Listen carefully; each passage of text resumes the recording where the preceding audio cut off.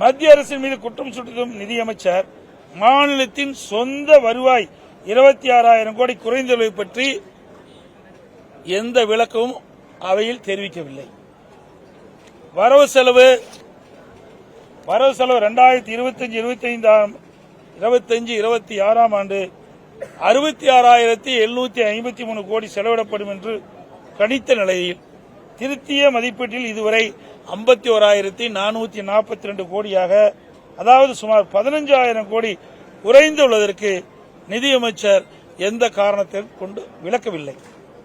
நிதி பற்றாக்குறை 24-25 96,000 கோடி என்று கணித்த நிலையில் இந்த கணக்கின்படி அது 1,01,000 கோடியாக, அதாவது 5,000 கோடி அதிகரித்துள்ளது.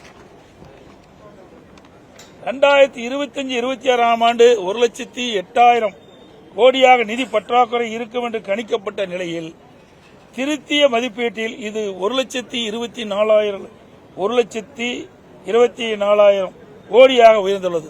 அதாவது நிதி பற்றாக்குறை சுமார் 16,000 கோடி அதிகரித்துள்ளது. 2026-27 இடைக்கால பட்ஜெட்டில் நிதி பற்றாக்குறை 1,22,00,000 கோடியாக இருக்கும் என்று குறிப்பிட்ட நிலையில் திருத்திய மதிப்பீட்டில் கண்டிப்பாக இது உயரும். இந்த ஆண்டு நடப்பாண்டு 2026-27 1,22,000 கோடி பற்றாக்குறைக்கு சொல்றாங்க. திருத்திய மதிப்பீடு இன்னும் குறை இருக்குது.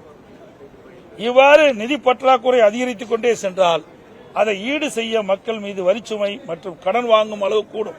இது மாநில வளர்ச்சிக்கு உகந்ததல்ல. திரு ஸ்டாலின் ஆட்சிக்கு வந்தவுடன்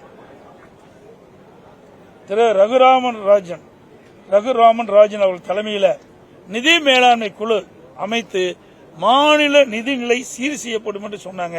இதுக்கு ஒரு நிபுணர் குழு அமைச்சாங்க. இந்த நிபுணர் குழு அமைத்த பிறகுதான் அதிக கடன் வாங்கியிருக்கிறாங்க தமிழ்நாட்டில். ஆனால் இன்றைய நிதி நிலைமையோ மாநிலத்தின் கடன் உயர்ந்தும் மக்கள் மீது வரிச்சுமை மற்றும் கடன் சுமை அதிகரித்துள்ள தவிர வேறொன்றும் இந்த அரசில் சாதனை எதுவும் இல்லை. எனவேதான் திரு ஸ்டாலின் இன்றைக்கு நாம் குறிப்பிடுவது பொம்மை முதலமைச்சர், நிதி நிர்வாக திறனற்ற அரசு என்று குற்றம் சாட்டுகிறோம். இன்றைய மாநில நிதிநிலை அறிக்கையிலும் வேளாண் துறை நிதிநிலை அறிக்கையும் ஏறத்தால் சுமார் 5 மணி நேரம் 2 அமைச்சர்களும் உரை நிகழ்த்தினார் தவிர வரவு செலவு திட்டம் பற்றி உருப்படியாக எதுவும் இல்லை. குறிப்பாக சொல்ல வேண்டுமென்றால் இந்த 5 ஆண்டு காலத்தில் இந்த அரசு என்ன பணிகளை செய்தார்களோ அதை வரிசைப்பட்டி அடுக்கி வார்த்தைகளுக்கு அழகு கூட்டி சாதனை என்ற பெயரில் படுத்தார்களே தவிர வேறு ஒன்றும் இல்லை. இன்றைக்கு வேளாண் பட்ஜெட் என்று விவசாயிகளை ஏமாற்றுகின்ற ஒரு பட்ஜெட்டை போட்டிருக்காங்க. இந்த பட்ஜெட்ல பாத்தீங்கன்னா பல துறைகள் அடங்கி வேளாண் பட்ஜெட். இதில் பால்வளத்துறை, மீன்வளத்துறை, உணவுத்துறை, கூட்டுறவுத்துறை, உள்ளாட்சியில் கிராமப்புற சாலைகள், கால்நடைத்துறை, இப்படி பல துறைகளுக்கு ஏற்கனவே ஒவ்வொரு துறைக்கும் ஒரு மானியம், ஒவ்வொரு துறைக்கும் ஒரு அமைச்சர் இருக்கிறாங்க. அந்த அமைச்சர் அப்பப்போ மானிய கோரிக்கை வருகின்ற பொழுது அந்த கருத்தை சொல்வார். இதையெல்லாம் உள்ளடக்கி தான் வேளாண்மை துறை. வேளாண்மை துறை என்பது ஒரு தனி துறையாக இருக்க வேண்டும். அதில் நீர்வளத்துறையும் சேர்த்துக்கிட்டாங்க. இப்படி விவசாயிகளை ஏமாற்றுகின்ற ஒரு பட்ஜெட் தான் வேளாண் பட்ஜெட் என்பதை இந்த நேரத்தில் தெரிவிக்கிறேன். அது மட்டுமல்ல, மொத்தத்தில் விடியா திமுகவின் நிதிநிலை அறிக்கை அத்திப்பழம் வெளியே அழகாக இருக்கும், அத்திப்பழம் வெளியே அழகாக இருக்கும், புட்டு பார்த்தால் உள்ளே சொத்தையாக இருக்கும் என்பதற்கு உதாரணமாக இந்த நிதிநிலை அறிக்கையில் உள்ளன. வேற என்ன இருக்கு?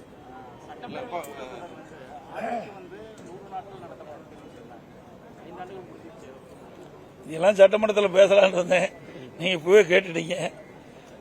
இது ஒரு அறிவிப்பை செஞ்சாங்க, 525 அறிவிப்புகள் வெளியிட்டாங்க. அதுல 1/4 அறிவிப்புகள் தான் நிறைவேற்றிருக்கிறாங்க. எஞ்சிய அறிவிப்புகள் நிறைவேற்றப்படல. இதற்கு வெள்ளை அறிக்கை வெளியிட வேண்டும் என்று நான் அடிக்கடி குறிப்பிட்டேன். ஊடகத்தின் வாயிலாக, பத்திரிகையின் வாயிலாக, சட்டமன்றத்தில் தெரிவித்தேன். அதுக்கு பதிலே இல்லை. ஆனா முதலமைச்சர், திராவிட முன்னேற்ற கழகத்தில் இருக்கின்ற அமைச்சர்கள் பெரும்பாலானவர் 95% அறிவிப்புகள் நிறைவேற்றப்பட்டதாக சொல்றாங்க. அத்தனையும் போய் நீங்க கேட்ட மாதிரி சட்டமன்றத்தில் ஒரு வருடத்திற்கு 100 நாட்கள் சட்டமன்ற நிகழ்ச்சி நடைபெறும் என்று சொன்னாங்க. ஆனால் மொத்தமே ஒரு 140 நாள் தான் இருக்குன்னு நான் கருதுறேன்.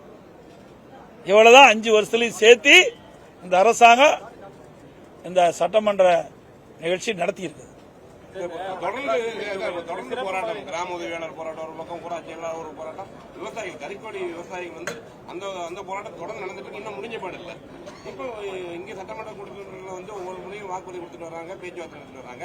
இப்போ நீங்க எதிர்கட்சி சார்பா நீங்க வந்து அந்த போராட்டத்தில் ஈடுபடுறவங்களுக்கு வந்து என்ன ஆதரவு தர போறீங்க? ஏற்கனவே இது குறித்து சட்டமன்றத்தில் நாங்கள் வந்து கவன ஈர்ப்பு கொண்டு வந்து இந்த அரசுடைய கவனத்தை கொண்டு வந்தோம். அப்படி கொண்டு வந்தும் இந்த அரசு அந்த கறிக்கோழி வளர்க்கின்ற அந்த விவசாயிகளுக்கு எந்த உதவியும் செய்யல, எந்த நடவடிக்கை எடுக்கல. இன்றைக்கு அந்த கறிக்கோழி கொள்முதல் செய்கின்ற அந்த நிறுவனத்திற்கு தான் இவர்கள் உதவியாக இருக்காங்க. இதில் பல்லாயிரக்கணக்கான விவசாயிகள் இந்த கறிக்கோழி வளர்ப்பில் ஈடுபட்டிருக்கிறாங்க. அவரெல்லாம் போராட்டம் நடத்தி அந்த போராட்ட இடத்துக்கெல்லாம் கைது பண்ணியிருக்கிறாங்க. இப்போதான் விடுதலை ஜாமீன் வந்திருக்கிறாங்க. அதெல்லாம் ஒரு சாதாரண விவசாய குடும்பத்தை சேர்ந்தவர்கள். இது அவருடைய வாழ்வாதாரம். இந்த கறிக்கோழி வளர்த்தி தான் குடும்பத்தை நடத்த வேண்டிய சூழ்நிலை இருக்கின்ற காரணத்தினால இன்றைக்கு அதனுடைய கறிக்கோழி வளர்க்கின்ற பொழுது அதனுடைய செலவு அதிகரித்து விட்டது. அது புள்ளிவிவரமாக கொடுக்குறாங்க. அதற்கு உண்டான தொகையை அதிகரித்து தான் கேட்குறாங்க. அதை கூட இந்த அரசு சரியான முறையிலே அந்த நிறுவனத்தை அணுகி அந்த கறிக்கோழி வழக்கிற்கு அணுகி ஒரு பேச்சுவார்த்தை நடத்தி ஒரு சுமமான ஏற்பாட்டை செய்திருக்கணும். ஆனால் அதெல்லாம் இந்த அரசை பத்தி கவலையே கிடையாது. எதை பத்தியும் கவலைப்படுறது கிடையாது. எவ்வளவு போராட்டம் பண்ணாலும் அதை பத்தி கவலைப்படுறது இல்லை. இன்னைக்கு விவசாயிகள் பற்றியும் கவலைப்படுறதில்ல, பொதுமக்களை பத்தியும் கவலைப்படுறதில்ல. ஒட்டுமொத்த மக்களையே பத்தி கவலைப்படாத ஒரே அரசாங்கம் திமுக அரசாங்கம்.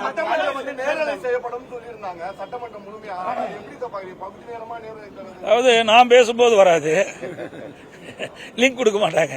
அது பேசும்போது மட்டும் லிங்க் வரும். நான் என்ன கேள்வி கேட்டேன்னு அதை ஒளிபரப்பினா தான் அதற்கு உண்டான பதில் சரியா தவறா என்று மக்கள் புரிந்து கொள்ள முடியும். பல முறை சட்டமன்றத்தில் பேசிட்டோம், நீதிமன்றம் வரைக்கும் போனோம். அங்கேயும் இது வரைக்கும் பெண்டிங்கில் தான் இருக்குது. இன்னும் அதுக்கு முழு தீர்ப்பு கிடைக்கல. அதனால இதுக்கெல்லாம் விரைவாக விடிவு காலம் வரும். இந்த கூட்டத்தொடரோட இன்னும் இன்னைக்கு அலுவல் ஆய்வுக்குள் நடக்குது, இன்னும் எத்தனை நாள் நடக்குன்னு தீர்மானிப்பாங்க. அந்த நாட்களோட இந்த ஆட்சிக்கு முடிவு கட்டப்படும். மீண்டும் அனைத்து இந்திய அண்ணா திராவிட முன்னேற்ற கழக தலைமை தேசிய ஜனநாயக கூட்டணி இணைந்து இன்றைக்கு மிகப்பெரிய ஒரு கூட்டணி அமைச்சிருக்கிறோம், வலிமையான கூட்டணி அமைச்சிருக்கிறோம். எங்கள் கூட்டணி நடைபெறுகின்ற சட்டமன்ற பொதுத் தேர்தலில் அதிக இடங்களில் வெற்றி பெற்று அதிமுக ஆட்சி அமைக்கும் என்பதை தெரிவித்து அனைத்து ஊடகங்களுக்கு நன்றி, வணக்கம். பிளே ஸ்டோர் மற்றும் ஆப் ஸ்டோரில் இருந்து பாலிமர் செயலியை QR கோடு மூலம் பதிவிறக்கம் செய்யுங்கள். செய்திகளை உடனுக்குடன் பெறுங்கள்.